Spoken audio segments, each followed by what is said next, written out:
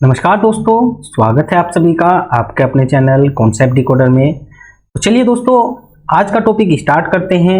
और आज हम बायो एमसीक्यू का सेकेंड लेक्चर कवर करने वाले हैं और इसमें दोस्तों हम 27 से आगे के क्वेश्चंस डिस्कस करेंगे, जो कि दोस्तों इंपॉर्टेंट क्वेश्चंस हैं।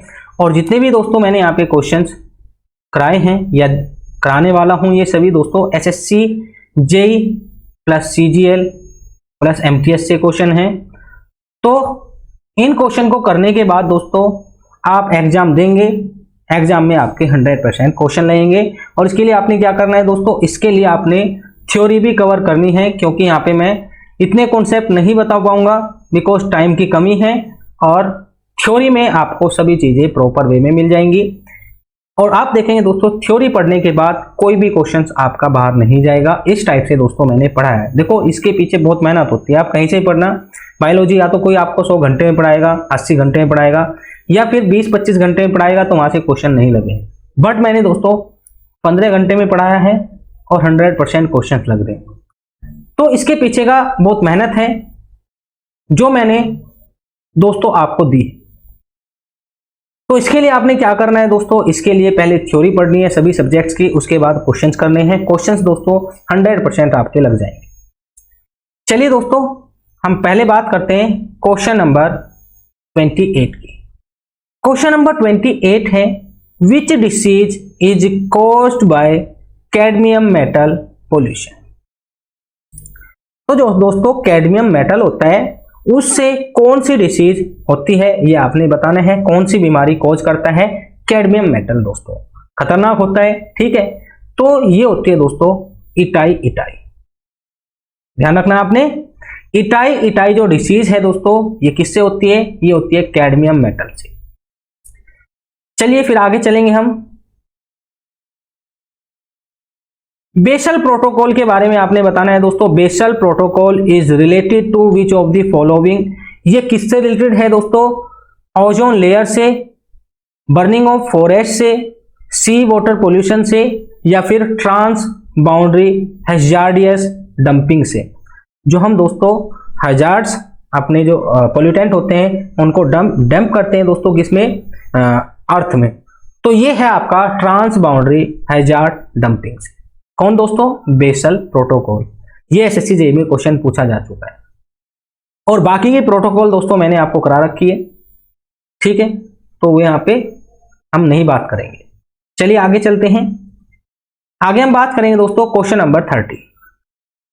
Which of this disease is usually transmitted by mosquito. देखो, मैंने डिसीज को दोस्तों बहुत ही अच्छे से कराया है। कौन सी डिसीज किससे ट्रांसमिटेड होती है, वाटर से कौन कौन सी डिसीज दोस्तों ट्रांसमिटेड होती है, बैक्टीरिया, वायरस, प्रोटोजोवन, ये सभी दोस्तों मैंने डिसीज आपको करा रखी है, फंगस डिसीज। तो उस लेक्चर को आप जाके देखना, आई थिंक 40 मिनट का लेक्चर है, उसमें आपको सभी डिसीज देखने को मिल जाएंगी और अच्छे से दोस्तों मैंने इसको एक्सप्लेन भी किया है। तो आपने बताना है दोस्तों, इनमें से कौन सी डिसीज मॉस्किटो से फैलती है, मच्छरों से फैलती है। तो ये दोस्तों malaria, option number D, malaria, ये फैलता है दोस्तों मॉस्किटो से। चलिए फिर आगे चलते हैं। Question number 31, pneumonia is caused by inflammation of.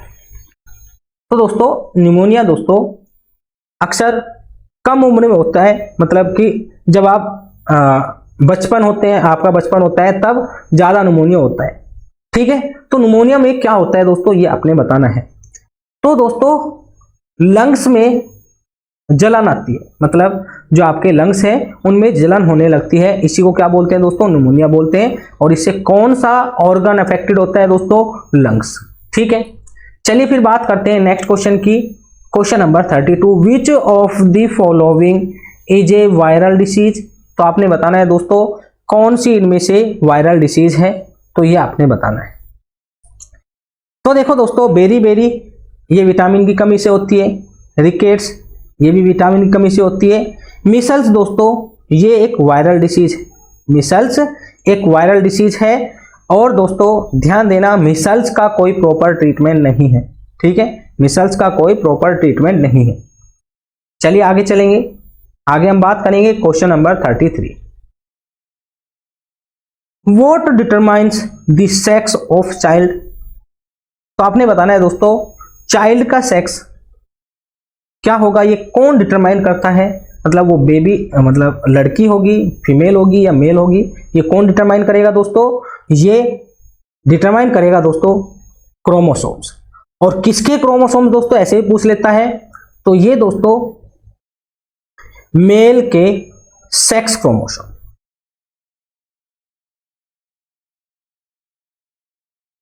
ठीक है, मेल के सेक्स क्रोमोसोम दोस्तों डिसाइड करते हैं कि लड़का होगा या फिर लड़की होगी, क्योंकि मेल के पास एक्स वाई दोनों होते हैं और फीमेल के पास दोस्तों एक्स एक्स होते हैं। देखो ये तो अपना एक्स ही दे सकती है, बट ये एक्स वाई दोनों दे सकता है। अगर ये एक्स देगा तो फीमेल, और अगर वाई देगा तो मेल। तो कौन डिसाइड कर रहा है सेक्स ऑफ चाइल्ड, मेल के सेक्स हॉर्मोन्स दोस्तों। चलिए फिर आगे चलते हैं दोस्तों, आगे हम बात करेंगे next question 35। What is aerobic respiration. Aerobic respiration में क्या होता है दोस्तों, एरोबिक रेस्पिरेशन में होता है आपका in the presence of oxygen. अगर कोई रेस्पिरेशन आपका प्रेजेंस ऑफ ऑक्सीजन में है तो उसको बोलेंगे हम एरोबिक रेस्पिरेशन। ये तो आपने इन्वायरमेंट में भी पढ़ा होगा दोस्तों, ठीक है। तो ये हो जाएगा respiration in presence of oxygen. और देखो दोस्तों रेस्पिरेशन जो होता है दोस्तों इसके दो पार्ट होते हैं, ठीक है। एक तो दोस्तों रेस्पिरेटरी सिस्टम के दो पार्ट होते हैं, एक तो आपका होता है ब्रीथिंग, एक होता है दोस्तों रेस्पिरेशन, ठीक है। तो ब्रीथिंग और रेस्पिरेशन दोनों मिला के हम क्या बोलते हैं दोस्तों, रेस्पिरेशन सिस्टम बोलते हैं, ठीक है। चलिए फिर आगे बात करते हैं, which of the following blood group is known as universal donor. तो आपने बताना है दोस्तों किस ब्लड ग्रुप को हम यूनिवर्सल डोनर बोलेंगे, ठीक है, ये आपने बताना है। तो देखो ये हो जाएगा दोस्तों ओ यूनिवर्सल डोनर, और जबकि ए भी दोस्तों यूनिवर्सल रिसीवर होता है, ए भी यूनिवर्सल रिसीवर होता है, क्योंकि इसके पास एंटीबॉडीज नहीं होती। एंटीबॉडीज क्या करती है दोस्तों, सेफ गार्ड करती है, तो इसके पास कोई भी एंटीबॉडीज नहीं होती है, किसी से भी अपना ब्लड ले लेता है, ठीक है। और दोस्तों क्या है, यूनिवर्सल डोनर है, और ए भी आपका यूनिवर्सल रिसीवर है। चलिए आगे चलते हैं। देखो ये सभी चीजें आपको तब समझ में आएंगी जब आप थ्योरी पढ़ेंगे अच्छे से। और थ्योरी दोस्तों मैंने 15 घंटे में इतनी करा रखी है कि आपका हर एक क्वेश्चन लग जाएगा, मैं गारंटी से बोल रहा हूं दोस्तों, ठीक है। मेहनत बहुत की है उसके पीछे, मैंने डेली 5-5 घंटे दोस्तों मैं पीडीएफ देखता था, एसएससी जेई के जो भी क्वेश्चंस हैं, सीजीएल के जो भी क्वेश्चंस हैं उनकी पीडीएफ देखता था, तब जाके दोस्तों मैंने एक सटीक डेटा आपको प्रोवाइड कराया है थ्योरी में। चलिए दोस्तों बात करते हैं क्वेश्चन नंबर 37 की, which of the following occurs due to deficiency of vitamin K. देखो दोस्तों विटामिन के जो है दोस्तों ये कहां पे बनता है, ये लीवर में बनता है दोस्तों, ये लीवर में बनता है, ठीक है। और विटामिन के किस में हेल्प करता है, विटामिन के हेल्प करता है दोस्तों ब्लड क्लॉटिंग में, ब्लड क्लॉटिंग में हेल्प करता है। तो अगर डिफिशियंसी हो जाए, कमी हो जाए विटामिन के की, तो क्या हो जाएगा, failure of clotting of blood, ठीक है। और एक क्वेश्चन पूछा जाता है दोस्तों क्लॉटिंग ऑफ ब्लड से कि कौन सा ऐसा एलिमेंट है जो कि ब्लड क्लॉटिंग में हेल्प करता है, तो वो है दोस्तों कैल्शियम।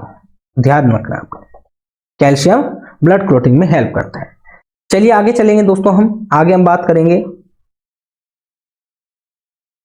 क्वेश्चन नंबर 38 की, which is the hardest substance in the human body. ये तो आपको भी पता होगा कि जो हमारा ह्यूमन बॉडी होता है उसमें सबसे हार्ड सब्सटेंस कौन है दोस्तों, ठीक है। तो ये आपने बताना है, तो ये हो जाएगा दोस्तों टूथ इनेमल, जो दांतों का इनेमल होता है दोस्तों, ठीक है, वो हमारी बॉडी का सबसे कठोर पार्ट होता है।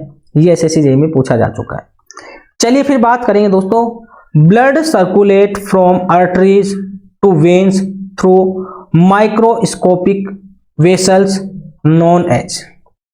देखो दोस्तों अगर हम बात करें ब्लड सर्कुलेशन की, तो ये हमारा हार्ट है, लेट सपोज मैं ऐसे बना रहा हूं, चैम्बर बनाने हैं मुझे, ठीक है। ये आरटीएम है, राइट आरटीएम, ये लेफ्ट आरटीएम है, ये वेंट्रिकल है दोस्तों, और ये राइट वेंट्रिकल और ये लेफ्ट वेंट्रिकल, ठीक है। और यहाँ पे दोस्तों लंग्स है इस टाइप से।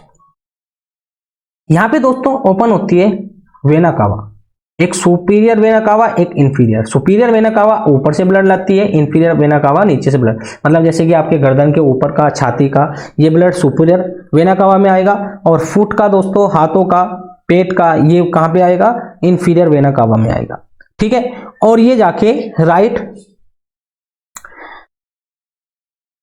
आरटीएम में स्टोर होता है। उसके बाद दोस्तों यहाँ पे एस ए नोड होती है, एस ए नोड, ऐसे नोड दोस्तों साइनो ऑरिकल नोड बोलते हैं। ये क्या करती है, इलेक्ट्रिकल सिग्नल जनरेट करती है, जिसके कारण ये पंप करता है इसमें पंप करने के बाद दोस्तों ये यहां से जाता है कहां पे, हार्ट के पास, ठीक है। और हार्ट से फिर आता है दोस्तों इस लेफ्ट वेंट्रिकल में, और फिर यहां से दोस्तों आयोटा के द्वारा निकल जाता है बाहर। इस टाइप से पूरा ब्लड सर्कुलेशन होता है। अब इसमें कौन कौन सा क्या है, चलिए बात करते हैं। ये तो हमने बात की दोस्तों वेन्स है, कौन सी, सुपीरियर वेना कावा और इंफीरियर वेना कावा, जो कि इम्प्योर ब्लड लाती है। इम्प्योर ब्लड का मतलब है दोस्तों डीऑक्सीजनेटेड ब्लड, जिसमें ऑक्सीजन की कमी है। यहाँ पे आके रेस्पिरेशन होगा और यहाँ पे दोस्तों ऑक्सीजन ऐड होगी, और ऑक्सीजन ऐड होने के बाद फिर ये किस में आ जाएगा, लेफ्ट वेंट्रिकल में आ जाएगा, और उसके बाद आयोटा में निकल जाएगा। तो यहाँ पे जो ब्लड आ रहा है ये कैसा आ रहा है दोस्तों, ये प्योर ब्लड आ रहा है, ऑक्सीजनेटेड ब्लड। तो इसको कौन ला रहा है, और इस इम्प्योर ब्लड को लंग्स में कौन ले जा रहा है, ये भी क्वेश्चन पूछता है। इसको कौन ला रहा है दोस्तों, ये भी क्वेश्चन पूछता है। और वेन्स में कौन सा ब्लड बहता है दोस्तों, ये भी पूछता है। आर्टरीज में कौन सा ब्लड बहता है, ये भी पूछता है। तो देखो एक बार मैं आपको क्लियर कर देना चाहता हूं। यहां पे देखो ये है डिफरेंट वेन्स, छोटी छोटी वेन्स हैं, ये आके बड़ी वेन से कनेक्ट हो रही है। जो छोटी छोटी वेन्स हैं दोस्तों ये डिफरेंट बॉडी के पार्ट से क्या लाती है, ब्लड लाती है, और इनको भी ब्लड कौन सप्लाई करती है, कैपिलरीज सप्लाई करती है, ठीक है। छोटी छोटी कैपिलरीज होंगी, वेन को सप्लाई करेंगी, और ये जाके बड़ी कैनाल टाइप में एंटर करेंगी, और वहां से दोस्तों ब्लड पूरा जाएगा हार्ट में, और इसको बोलते हैं वेना कावा, और इनको बोलते हैं दोस्तों वेन्स, और इनको बोलते हैं कैपिलरीज। उसके बाद ये जैसे यहां पे एंटर करेगा, यहां से दोस्तों ब्लड को, इंप्योर ब्लड को लंग्स में लेके जाएगी। एक आर्टरी है जिसको बोलते हैं पल्मोनरी आर्टरी, ठीक है।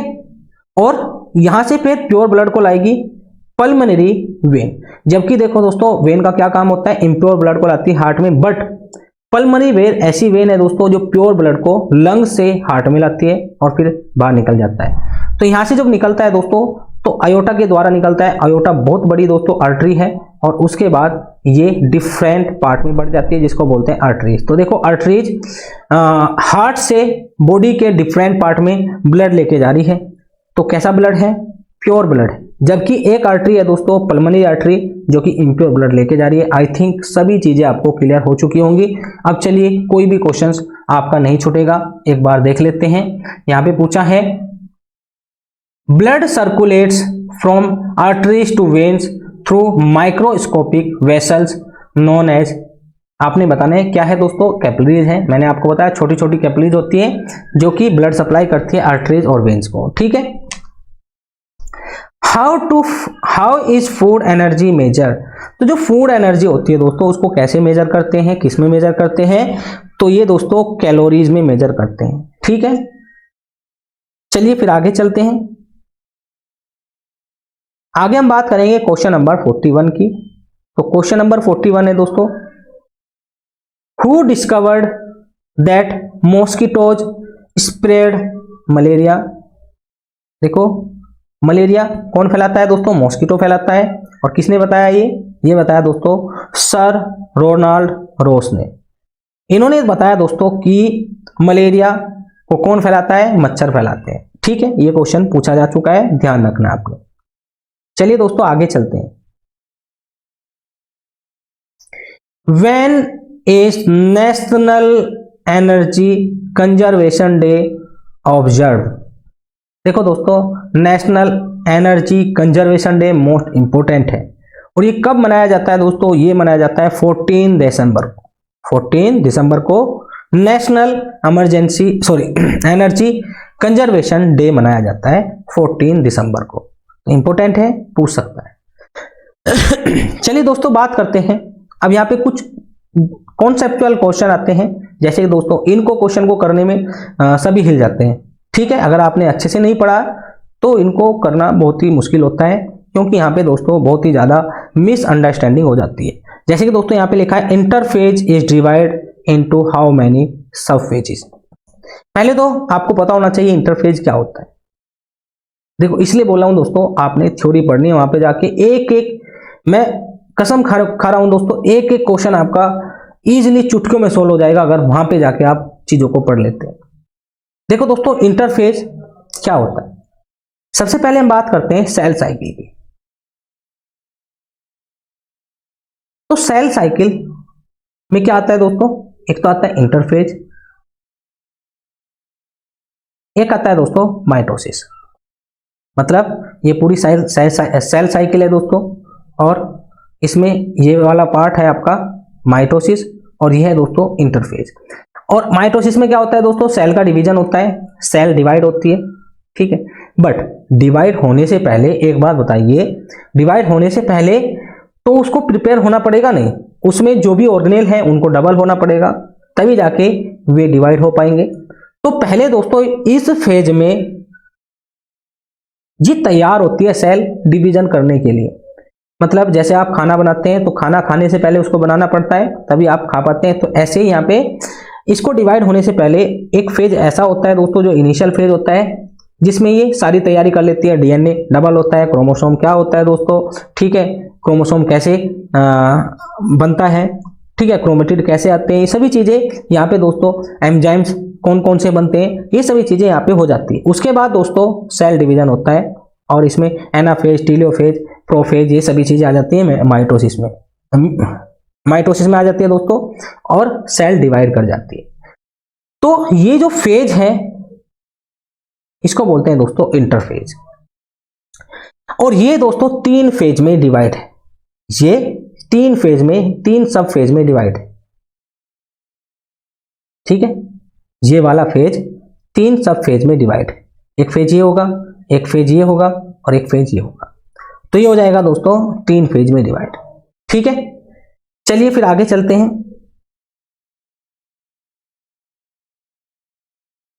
विच of the following are colourless.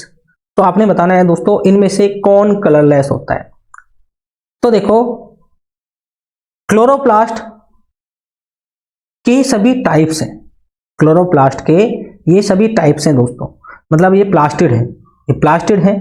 ठीक है, ये सभी टाइप्स हैं दोस्तों किसके? प्लास्टिड के। और प्लास्टिड किस में पाया जाता है दोस्तों? प्लास्टिड ये सिर्फ प्लांट में पाया जाता है, एनिमल में नहीं पाया जाता है। तो प्लास्टिड के ये सभी टाइप्स हैं। क्लोरोप्लास्ट में दोस्तों कलर होता है, क्लोरोफिल में कलर होता है, क्रोमोप्लास्ट में कलर होता है, जबकि ल्यूकोप्लास्ट में कोई भी कलर नहीं होता है। और ये कहाँ पे आपको देखने को मिलेगा? जहाँ पे दोस्तों सन रेज नहीं पहुंच पाती है, मतलब कि अंडरग्राउंड पार्ट में। ठीक है, तो जो प्लांट का अंडरग्राउंड पार्ट है वहां पे ल्यूकोप्लास्ट प्रेजेंट होता है।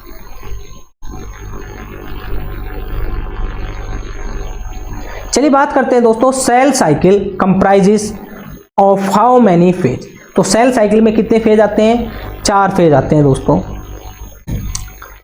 कैसे? एक होता है दोस्तों G1, एक S, एक G2, एक M। ये तो होता है दोस्तों इंटरफेज, और ये होता है दोस्तों माइटोसिस, जिसमें सेल डिवाइड करती है। और इंटरफेज में दोस्तों सेल क्या करती है? सेल अपने आप को तैयार करती है डिवीजन के लिए। देखो यहाँ पे देख सकते हैं आप, मैंने डायग्राम दिखा रखा है आपको, आप यहाँ पे देख सकते हैं। यह है दोस्तों सेल साइकिल, यह है आपकी सेल साइकिल। इसमें सेल साइकिल में क्या हो रहा है? ये दोस्तों सेल की ग्रोथ होती है, डीएनए रेप्लिकेशन होता है, प्रिपरेशन फॉर माइटोसिस होता है, मतलब कि G1 phase, S phase, G2 phase, ये तो हुआ दोस्तों इंटरफेज का। और ये आपका कितना होता है दोस्तों? 85% to 90% यही होता है इसमें। और भाई देखो, आप सबसे पहले क्या करेंगे, सब्जी काटेंगे, फिर सब्जी काटने में बहुत टाइम लगता है, फिर मसाले डालेंगे, उसको पकाएंगे, और खाने में कितना टाइम लगता है, 5 मिनट, और ये सारा काम करने में 1 घंटा लग जाता है। तो ऐसे ही दोस्तों इसको तैयारी करने में ज़्यादा टाइम लगता है, जबकि सेल डिवीज़न में कम टाइम लगता है। और माइटोसिस का दोस्तों ये वाला हिस्सा होता है, माइटोसिस का ये वाला हिस्सा, इतना हिस्सा माइटोसिस का होता है। देखो इसमें क्या क्या चीज़ें हैं, प्रोफेज है, मेटाफेज है, एनाफेज है, टेलोफेज है, और फिर है दोस्तों साइटोकाइनेसिस। साइटोकाइनेसिस में जाके दोस्तों सेल पूरी तरह से डिवाइड कर जाती है, मतलब यहाँ पे क्रोमोसोम का डिवीज़न हो जाता है, ठीक है, मतलब जो न्यूक्लियस है पूरा बढ़ जाता है। चलिए बात करते हैं दोस्तों सेल डिवीज़न की। तो सेल डिवीज़न के 5 फेज होते हैं, interphase, prophase, metaphase, anaphase, telophase, ठीक है दोस्तों। यहाँ पे आप देख सकते हैं, यह है दोस्तों आपका सेल डिवीज़न। सेल डिवीज़न नहीं बोलेंगे इसको, सेल साइकिल बोलेंगे, सेल साइकिल, क्योंकि देखो सेल साइकिल का ये पार्ट है इंटरफेज, प्रोफेज किसका है दोस्तों, माइटोसिस का है, मेटाफेज भी माइटोसिस का है, एनाफेज भी माइटोसिस का है, टेलोफेज भी माइटोसिस का है। तो सेल साइकिल के यहाँ पे दिए हैं 5 पार्ट, बट यहाँ पे दोस्तों अगर हम इसकी बात करेंगे तो 4 फेज, कहीं पे दोस्तों आपको 5 फेज देखने को मिल जाएगा, बट इसका करेक्ट आंसर क्या होगा ये हम बात करेंगे, तो ये हो जाएगा दोस्तों ऑप्शन नंबर बी। हम सेल साइकिल की बात करें ना कि माइटोसिस की। माइटोसिस को हम अलग कंसिडर करेंगे, जबकि इंटरफेज के 3 पार्ट को अलग कंसिडर करेंगे, ठीक है। तो आपने अगर ऐसा क्वेश्चन है तो 4 ही फेज लगाने हैं, ना कि 5 फेज।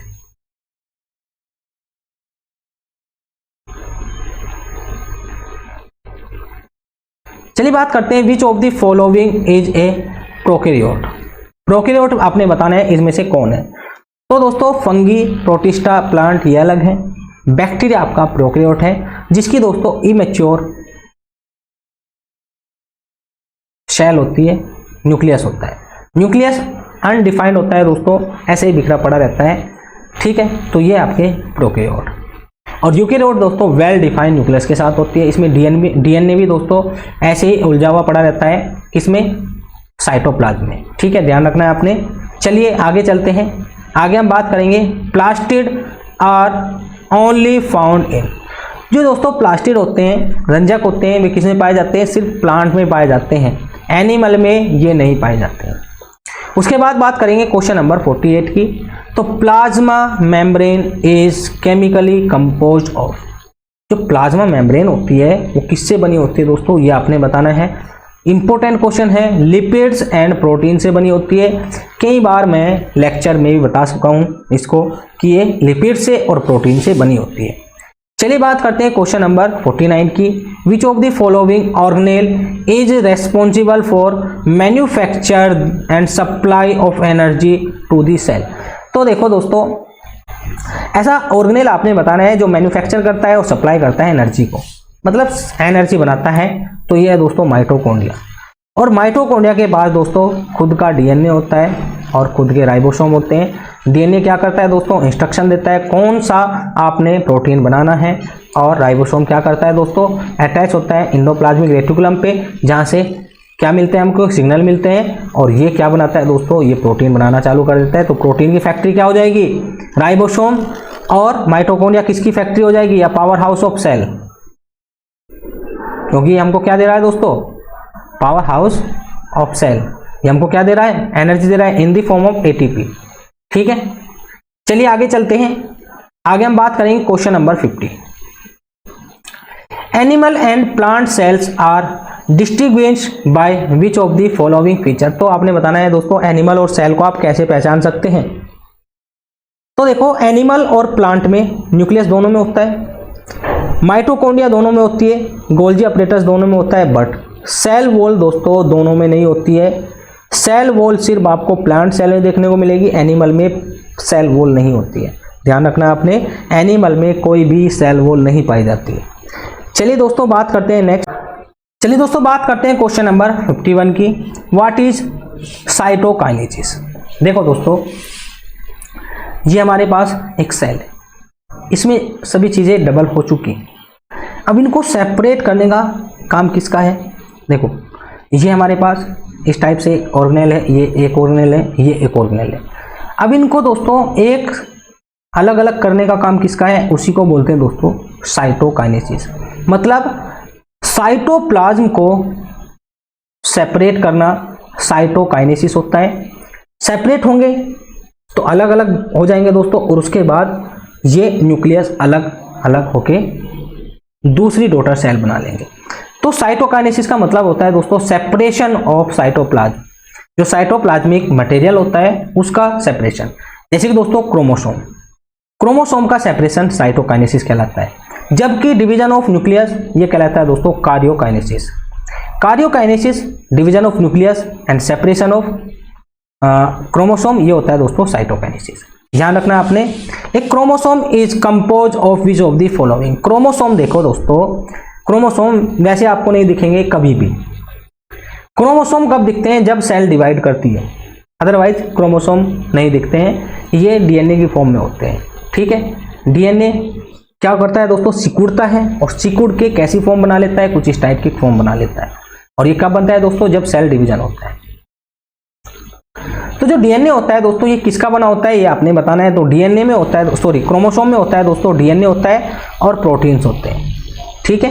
डीएनए होता है एंड प्रोटीन्स होते हैं। इसको मैंने अच्छे से समझा रखा है, प्रोटीन्स कहाँ पे मौजूद होते हैं, डीएनए क्या होता है, क्रोमोसोम क्या होते हैं दोस्तों, क्रोमेटिड क्या होते हैं, सिस्टर क्रोमेटिड क्या होते हैं, क्रोमेटिन क्या होते हैं, सभी चीज़ें मैं अच्छे से एक्सप्लेन कर चुका हूँ वीडियो लेक्चर में। वहाँ पे जाके आप देखना, सभी क्वेश्चंस आपके लग जाएंगे। और इसके लिए आपने क्या करना होगा दोस्तों, इसके लिए आपने कॉन्सेप्ट डिकोडर ऐप को डाउनलोड करना होगा। टाइम बहुत कम है, और अगर इतने कम टाइम में आपने अच्छे से चीज़ों को पढ़ना है तो सबसे बेस्ट प्लेटफॉर्म है दोस्तों कॉन्सेप्ट डिकोडर। मैं आपको पढ़ा रहा हूँ 120 आवर्स में कंप्लीट नॉन टेक आपको कराऊंगा। इसमें दोस्तों आपके 35 to 40 क्वेश्चंस आउट ऑफ 50 आराम से लग जाएंगे, ऊपर भी लग सकते हैं। इतने तो दोस्तों आपके आराम से लग जाएंगे। और आपने देखा होगा जीके के पोर्शन में दोस्तों बहुत ही हाथ तंग रहता है, 10-15 हर बार ऐसा ही सीन रहता है सभी का। तो अगर आपने अच्छे से तैयारी करनी है तो सबसे बेस्ट प्लेटफॉर्म होगा दोस्तों कॉन्सेप्ट डिकोडर। आप कहीं पे भी चले जाना, आपको कोई 120 आवर्स में कंप्लीट नहीं कराएगा। और मतलब चालू तो सभी करते हैं, बट बीच में छोड़ के चले जाते हैं क्योंकि उतने स्टूडेंट यहाँ पे नहीं हैं। बट दोस्तों हम धीरे धीरे ग्रो करते जा रहे हैं, और आप देखेंगे दोस्तों आज हमारे पास काफ़ी स्टूडेंट हो चुके हैं जो हमको सपोर्ट कर रहे हैं दोस्तों, और उनका फीडबैक ही बहुत ही अच्छा आ रहा है। तो इस बार आपने अगर एग्ज़ाम को निकालना है 35-40 या फिर उससे ऊपर नंबर लाने हैं तो आप कॉन्सेप्ट डिकोडर को ज्वाइन करेंगे। उसके लिए आपने कॉन्सेप्ट डिकोडर ऐप को डाउनलोड करना है, और वहाँ पे जाके दोस्तों आप इनरोल कर सकते हैं, या फिर मुझे मैसेज कर सकते हैं 9568738917 पर। देखो दोस्तों क्वेश्चन तो चल ही रहे हैं, थ्योरी भी चल रही है, इन सभी की पीडीएफ भी आपको मिल जाएगी। पीडीएफ से मैं पढ़ा रहा हूँ, पीडीएफ आपको मिल जाएगी, तो उससे रिवीजन में कोई प्रॉब्लम नहीं आएगी, आप आसानी से रिवीजन कर सकते हैं, ठीक है। तो जल्दी से जल्दी इनरोल हो जाइए दोस्तों, अभी भी टाइम है, और अभी भी दोस्तों आप अच्छे से तैयारी कर सकते हैं। चलिए फिर बात करेंगे दोस्तों नेक्स्ट क्वेश्चन की।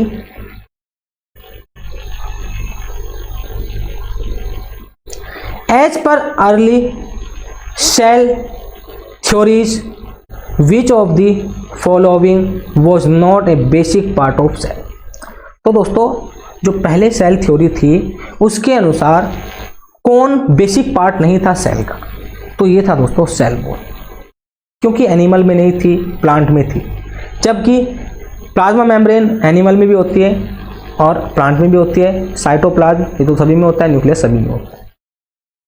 What is the science of flower culture को, जो फ्लावर का कल्चर होता है दोस्तों उसकी साइंस को हम क्या बोलते हैं, उसकी साइंस को बोलते हैं फ्लोरिकल्चर। ये दोस्तों एसएससी में पूछा जा चुका है, ठीक है। फ्लोरिकल्चर क्या है दोस्तों, साइंस ऑफ फ्लावर कल्चर। चलिए आगे चलेंगे हम। Who is the father of taxonomy और मॉडर्न टैक्सोनॉमी, दोनों मतलब टैक्सोनॉमी बोलेगा तब भी दोस्तों कार्लोस लिनियस हो जाएंगे, और अगर मॉडर्न टैक्सोनॉमी बोलेगा दोस्तों तब भी कार्लोस लिनियस हो जाएंगे, ठीक है। चलिए आगे चलेंगे हम।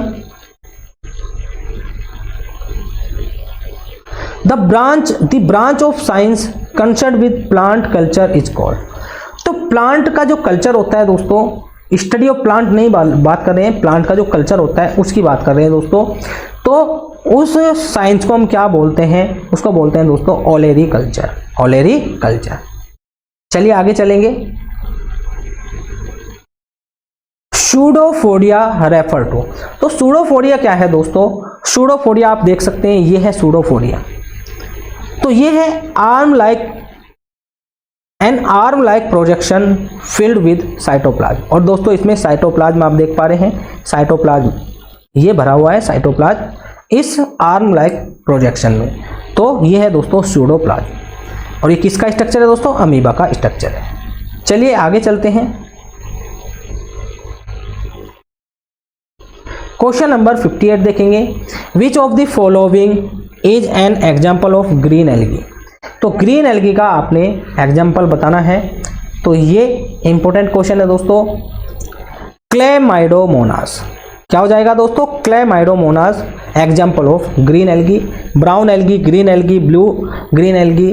ठीक है, ये दोस्तों रेड एल्गी हम पढ़ चुके हैं अच्छे से, हम सभी एग्जाम्पल्स को देख चुके हैं, क्या क्या क्वेश्चन बन सकते हैं ये सभी चीज़ें हम लेक्चर्स में देख चुके हैं।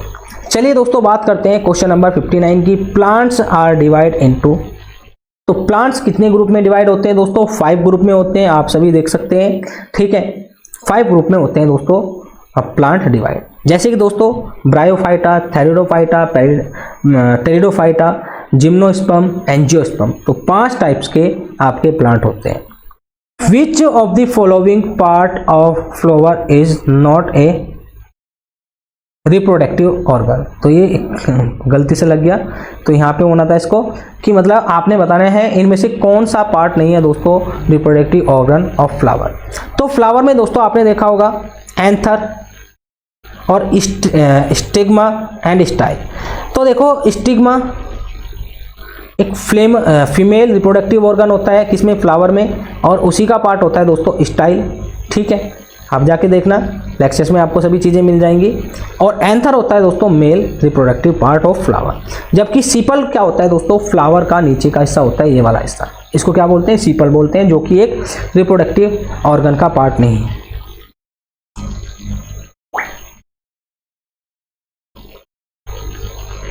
चलिए आगे चलते हैं दोस्तों। आगे हम बात करेंगे क्वेश्चन नंबर 61 की।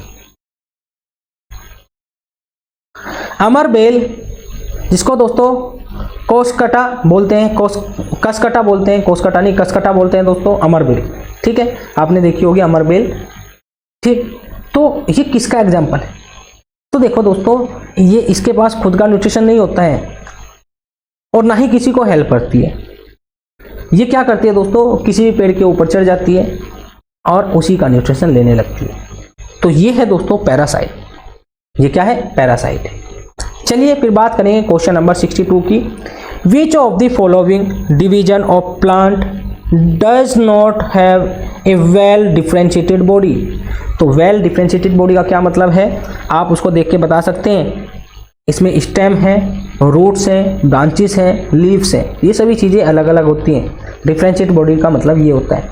बट यहाँ पे आपने बताना है किसके पास डिफरेंशिएटेड बॉडी नहीं होती है। तो ये दोस्तों थैलोफाइटा, थैलस बॉडी होती है इसके पास। ना तो आपको रूट दिखेंगे, ना ही इसमें आपको स्टेम दिखेगा, और ना ही आपको इसमें ब्रांचेस दिखेंगी। बस एक इस टाइप से एक नली होती है, वही होता है दोस्तों आपका थैलोफाइटा। चलिए आगे बात करते हैं हम क्वेश्चन नंबर 63 की। यहाँ पे आपने बताना है dash are often refer to an amphibian of the plant kingdom. तो प्लांट किंगडम का एम्फीबियन किसको बोला जाता है? ब्रायोफाइटा को बोला जाता है, क्योंकि दोस्तों ये आपको ये पानी में भी पाए जाते हैं और ये लैंड पे पाए जाते हैं, इसलिए इसको एम्फीबियन बोला जाता है प्लांट किंगडम का। किसको? ब्रायोफाइटा का। ठीक है दोस्तों, ब्रायोफाइटा को। The characteristics feature of pteridophyte. तो टेरिडोफाइट जो होते हैं दोस्तों, इनका कैरेक्टरिस्टिक फीचर क्या है दोस्तों? Presence of vascular system. Vascular system दोस्तों इसमें जाइलम एंड फ्लोएम होता है, मतलब कि यहाँ पे ट्रू स्टेम प्रेजेंट होता है। फ्लोस्टेम का मतलब ही है दोस्तों उसमें जाइलम एंड फ्लोएम प्रेजेंट होगा। ठीक है, जाइलम क्या कंडक्ट करता है दोस्तों, वाटर को, फ्लोएम क्या करता है, न्यूट्रिशन को। ठीक है, और एब्सेंस ऑफ फ्लावर, इसमें फ्लावर नहीं होते हैं दोस्तों, एब्सेंस, देखो फ्लावर नहीं है, फ्लावर से फ्रूट बनते हैं। कैसे बनते हैं, इसके लिए आपने वीडियो को देखना होगा अच्छे से, मैंने यहाँ पे सभी चीज़ें बता रखी है, कौन कौन सा पार्ट फ्लावर का इंपॉर्टेंट है, सभी चीज़ें मैंने वहाँ पे आपको बता रखी है। तो ये सभी चीज़ें होती है दोस्तों टेरिडोफाइटा में। तो ये था आज का लेक्चर दोस्तों। आज हमने क्वेश्चन किए 27 से लेकर 64 तक। इसी टाइप से दोस्तों आगे का लेक्चर आएगा और उसमें हम कुछ और इम्पोर्टेंट क्वेश्चन देखेंगे। बायोलॉजी के मैं आपको 500 से 550 क्वेश्चंस कराने वाला हूं और ये सभी क्वेश्चंस दोस्तों इंपॉर्टेंट होने वाले हैं, इसलिए प्लीज़ वीडियो को लाइक ज़रूर कर देना, क्योंकि बहुत मेहनत लगती है ये सभी काम करने में दोस्तों। और अगर आप रियल में पढ़ना चाहते हैं सभी चीज़ों से हटके, यूट्यूब पे कोई फ़ायदा नहीं है, 600-700 घंटे पढ़ के कोई फ़ायदा नहीं है दोस्तों, आप इतना रिटेन नहीं रख सकते हैं, जल्दी भूल जाएंगे। ठीक है, और जल्दी ही बोर हो जाएंगे, बीच में छोड़ देंगे। आपने कम से कम टाइम में मैक्सिमम स्कोरिंग करनी है तो आप हमसे जुड़ सकते हैं, हम आपको पूरी तरह से गाइड करेंगे और आपका सिलेक्शन करा के देंगे दोस्तों। तो चलिए मिलते हैं नेक्स्ट वीडियो लेक्चर में। और अगर आप मुझसे कांटेक्ट करना चाहते हैं तो ये मेरा नंबर है, दोबारा लिख रहा हूँ 9568738917। तो चलिए दोस्तों मिलते हैं नेक्स्ट वीडियो लेक्चर में। थैंक यू फॉर वॉचिंग, आपका दिन शुभ।